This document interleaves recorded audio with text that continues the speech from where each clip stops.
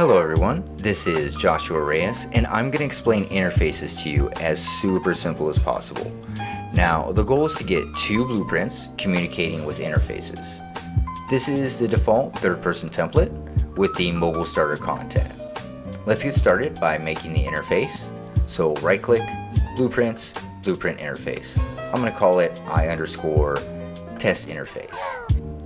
So let's open the interface up, and we can see that the graph is read-only, but we could declare some functions with their respective inputs and outputs. So let's do so. I'm going to call this one isPlayer, and we're going to use it to check if it is the player.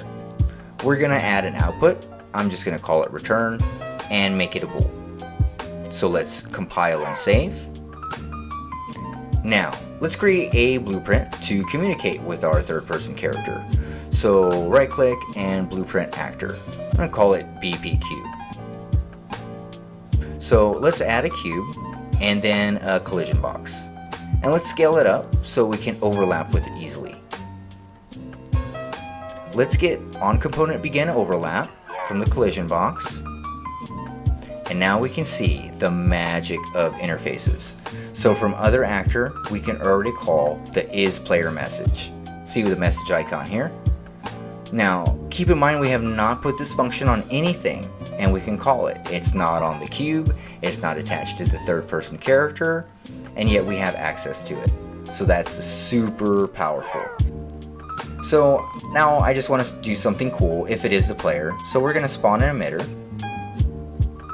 So let me make a scene component for the spawn location. I'm going to move it up here. And then let's get the world location and plug it into the location and select our particle effect. So let's compile and save. And now the last part, we just need to implement the interface. So let's open up our third-person character.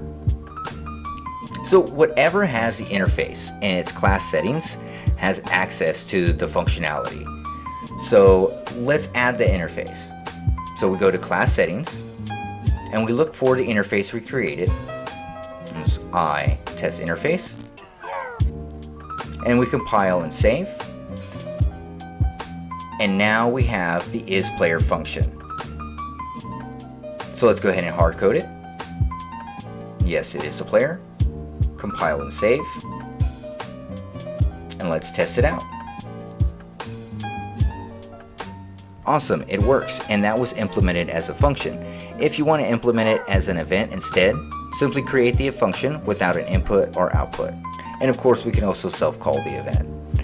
Calling an interface message simply requires that you supply the instance of the appropriate blueprint for which you're calling the function. So you can get it from an overlap, for example, or from a trace, and you don't have to cast. Interfaces are super powerful and awesome, and you should definitely keep them in your toolkit.